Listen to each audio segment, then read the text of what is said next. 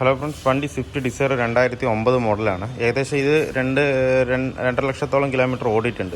ഇതിൽ കംപ്ലൈൻറ്റ് എന്ന് പറഞ്ഞാൽ ഫ്രണ്ട് സസ്പെൻഷൻ ഹെവി നോയ്സ് ആയിട്ടാണ് നമുക്ക് വന്നിരിക്കുന്നത്.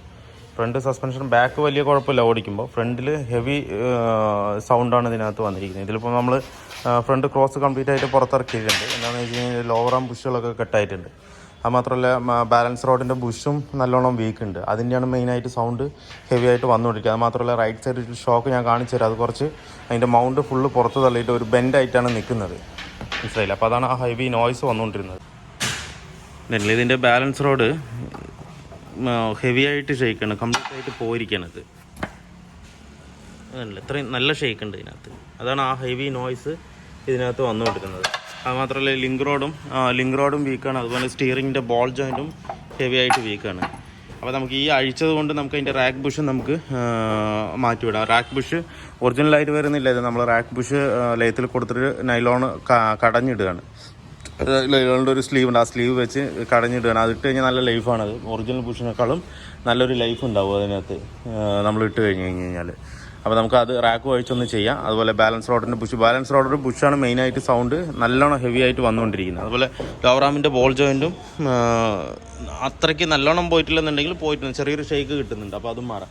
അപ്പോൾ രണ്ടും ലോവറാം അസംബ്ലി ആയിട്ട് മാറുന്നില്ല. അതിൻ്റെ ബുഷ് സെപ്പറേറ്റ് കിട്ടും, ബോൾ ജോയിൻ്റ് എല്ലാം സെപ്പറേറ്റ് കിട്ടുന്നതുകൊണ്ട് നമുക്ക് എല്ലാം സെപ്പറേറ്റ് തന്നെ മാറ്റിവിടാം. ഒറിജിനലായിരിക്കില്ല സെപ്പറേറ്റ് വരുന്നത്, ഒറിജിനലായിരിക്കില്ല. സോണ എന്ന് പറയുന്ന കമ്പനീൻ്റെ ആയിരിക്കും ബുഷും ബോൾ ജോയിൻറ്റും എല്ലാം വരുന്നത്. അപ്പോൾ നമുക്ക് ബുഷും ബോൾ ജോയിൻ്റായിട്ട് ഇപ്പോൾ ഇതിനകത്ത് മാറ്റിയിടുന്നുണ്ട്. ഇത് ബുഷ് കംപ്ലീറ്റും ക്രാക്കായിരിക്കും, ക്രാക്കായി നിൽക്കുകയാണ്. ഇനിയിപ്പോൾ കുറച്ചുകൂടെ ഓടിക്കഴിഞ്ഞാൽ ഇത് ഇനിയിപ്പോൾ ഇത്രയും കൂടെ വരാനുള്ളൂ. വന്നു കഴിഞ്ഞാൽ പിന്നെ പൊട്ടി അത് ഭയങ്കരമായിട്ട് ലൂസായി നിൽക്കും. ഞാൻ പറഞ്ഞ ഈ ഷോക്ക് നിൽക്കുന്നുണ്ട്, മൗണ്ട് നിൽക്കുന്നുണ്ട്, ബെൻഡായിട്ടാണ് നിൽക്കുന്നത്, കണ്ടില്ലേ? അതാണ് അത്രയും സൗണ്ട് വന്നിട്ടിരിക്കുന്നത്. അത് എന്തുകൊണ്ട് അങ്ങനെ വന്നു എന്നുള്ളത് നോക്കണം. അതെന്ന് വെച്ചാൽ ഈ സ്റ്റഡ് പൊട്ടിയിട്ട് ഈ സ്റ്റഡിൽ ചെറിയൊരു പിടുത്തത്തിൽ മാത്രമാണ് നിൽക്കുന്നത്. ഇപ്പോൾ നമ്മളൊന്നും അഴിച്ചിട്ടില്ല. ഇത് സ്റ്റോക്ക് അങ്ങനെ കംപ്ലീറ്റ് അഴിച്ച് പുറത്തെടുത്തെന്ന് മാത്രം. ഇത് ചെറിയൊരു 4 ത്രെഡ് 5 ത്രെഡിൽ മാത്രമാണ് നിൽക്കുന്നത്. ബാക്കി മൊത്തം ആ സ്റ്റഡ് കംപ്ലീറ്റ് ആയിട്ടും മൗണ്ട് ബെൻഡായിട്ടാണ് നിൽക്കുന്നത്, കണ്ടില്ലേ? അതാണ് അത്രത്തോളം സൗണ്ട് വന്നുകൊണ്ടിരുന്നത്. ഇതെന്താണെന്ന് ചോദിച്ചു കഴിഞ്ഞാൽ, നമ്മൾ വണ്ടി വീലിട്ട് ഇറക്കി കഴിഞ്ഞ് കഴിഞ്ഞാൽ സ്പ്രിങ് ഒന്നുകൂടെ ടെൻഷൻ കംപ്രസ് ആകുമ്പോൾ ഈ ഉള്ളിലിരിക്കുന്ന സ്റ്റഡ് കംപ്ലീറ്റും ഫ്രീ ആയി. ആ ബോൾട്ട് ടൈറ്റില്ലാത്തതുകൊണ്ട് കംപ്ലീറ്റ് ഫ്രീ ആയി. ടൈറ്റിൽ വേണം നിൽക്കാനായിട്ട്. അത് നിൽക്കുമ്പോൾ ചെറിയൊരു കട്ടർ ചാടുമ്പോഴും കട എന്നുള്ളൊരു സൗണ്ട് ഹെവി ആയിട്ട് അതിനകത്ത് വന്നുകൊണ്ടിരിക്കും. അപ്പോൾ എന്തായാലും നമുക്കിപ്പോൾ ഇതിനകത്ത് ചെയ്യാനുള്ളത് ലോവറാമിൻ്റെ ബുഷ്കിറ്റ് മാറണം, ലോവറാം ബോൾ ജോയിൻറ്റ് മാറണം, സ്റ്റഡ് മാറണം, സ്റ്റഡ് കിറ്റ് മാറണം. അതുപോലെ റാക്ക് ബുഷ്,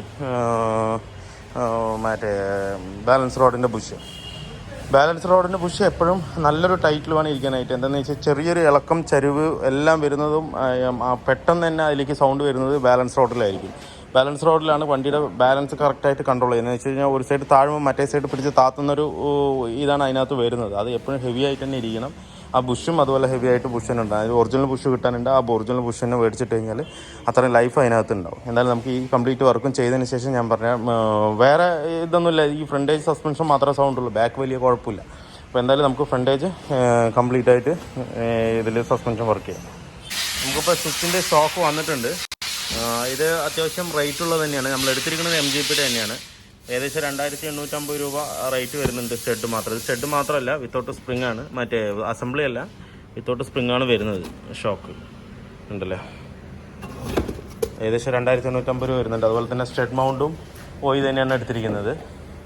അത് വന്നിട്ട് 370 രൂപ സ്റ്റഡ് മൗണ്ടും വരുന്നുണ്ട്. എന്തായാലും നമ്മൾ സ്റ്റഡ് മൗണ്ട് അസംബിൾ ചെയ്യാം. അതുപോലെ നമ്മൾ ലോവറാമിൻ്റെ ബുഷൊക്കെ പ്രസ് ചെയ്ത് വന്നിട്ടുണ്ട്. ലോവറാമിൻ്റെ ബുഷ് പ്രസ് ചെയ്തിട്ടുണ്ട്. അതുപോലെ ലോവറാമിൻ്റെ ബോൾ ജോയിൻറ്റും ഇതിനകത്ത് മാറിയിട്ടുണ്ട്. ഇനിയിപ്പം എല്ലാം ഒന്ന് അസംബിൾ ചെയ്താൽ മതി. ഇനി റാക്കിൻ്റെ ബുഷ്, പിന്നെ അതുപോലെ തന്നെ ബാലൻസ് റോഡിൻ്റെ ബുഷ്, അതെല്ലാം അസംബിൾ ചെയ്തിട്ട് കയറ്റിയാൽ മതി. ഇനി നമുക്ക് എന്തായാലും ഇത് വണ്ടിക്കകത്ത് കയറ്റാം.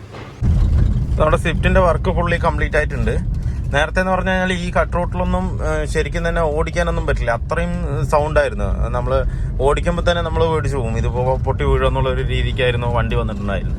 അത് മെയിനായിട്ട് ഉണ്ടായിരുന്ന കംപ്ലൈൻറ്റ് എന്ന് പറഞ്ഞു കഴിഞ്ഞാൽ അതിൻ്റെ മറ്റേ ഷോക്കിൻ്റെ ബോൾട്ട്, ഒരു ബോൾട്ട് റൈറ്റ് സൈഡ് വരുന്ന ഷോക്കിൻ്റെ ബോൾട്ട് ഫുള്ളി ത്രെഡ് പോയിട്ട് ആകെ ഒരു 2-3 ത്രെഡിലാണ് നിൽക്കുന്നുണ്ടായിരുന്നത്.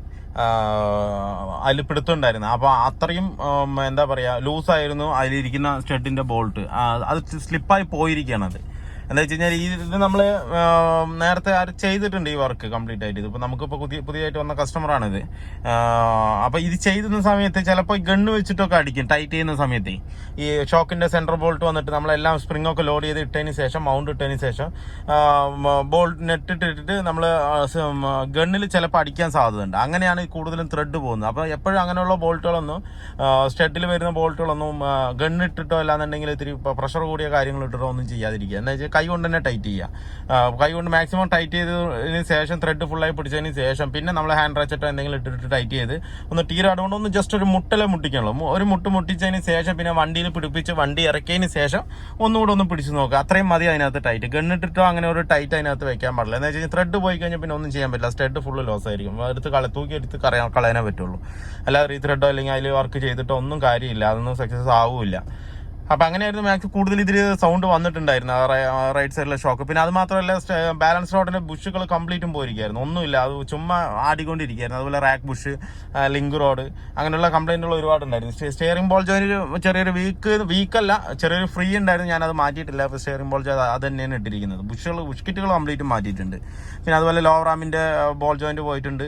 അതുപോലെ ബുഷ് കിറ്റ് ഇതെല്ലാം കൂടെ പോയപ്പോൾ വണ്ടിയുടെ സൗണ്ട് ആകെ മാറി. സൗണ്ട് മാറിയെന്ന് പറഞ്ഞു കഴിഞ്ഞാൽ കട്ടപ്പുട്ടാന്നായിരുന്നു സൗണ്ടുകളൊക്കെ ഒന്ന് പൊട്ടി വീഴുന്നത് പോലെ. മെയിനായിട്ട് ഈ ഷോക്കിന്റെ കംപ്ലൈന്റ് കൊണ്ടാണ് അത്രയും സൗണ്ട് വന്നത്. ഇല്ലാന്ന് പക്ഷെ നമുക്ക് ഓടിക്കുമ്പോൾ തന്നെ അറിയാൻ പറ്റും അത് ഇന്ന പാർട്ടാണ് പോയിരിക്കണം എന്നുള്ളത്. നമുക്ക് ആ സൗണ്ട് കേട്ടാൽ തന്നെ അറിയാം. ഇതൊന്നും അറിയണില്ല. എന്ന് വെച്ച് കഴിഞ്ഞാൽ അത്രയും ചടപടാന്നാണ് സൗണ്ട് വന്നുകൊണ്ടിരുന്നത്. എന്ന് വെച്ചാൽ എല്ലാം ഫ്രണ്ടേജ് കംപ്ലീറ്റും പോയിട്ടാണ് ഇരിക്കുന്നത്. അപ്പോൾ ബാക്കിൽ വലിയ ബുദ്ധിമുട്ടൊന്നുമില്ല. ഷോക്കിന് യാതൊരു ബുദ്ധിമുട്ടൊന്നുമില്ല. ഇപ്പോൾ നമ്മൾ ഇതിന്റെ ഫ്രണ്ടേജിൽ മാറിയെന്ന് പറഞ്ഞു കഴിഞ്ഞാൽ റാക്ക് ബുഷ് മാറി, കട്ട് ബുഷ് മാറി, 2 ലിങ്ക് റോഡ് മാറി, 2 ഷോക്ക് മൗണ്ട്, പിന്നെ ലോവർ ആമിന്റെ ബുഷ് കിറ്റും ലോവർ ആം ബോൾ ജോയിന്റും. ഇത്രയും സാധനങ്ങളാണ് ഇപ്പോൾ നമ്മൾ ചെയ്തിരിക്കുന്നത്. അതുപോലെ കാലിപ്പർ വായിച്ച് നല്ലോണം ഷിം ചെയ്തിട്ടുണ്ട്.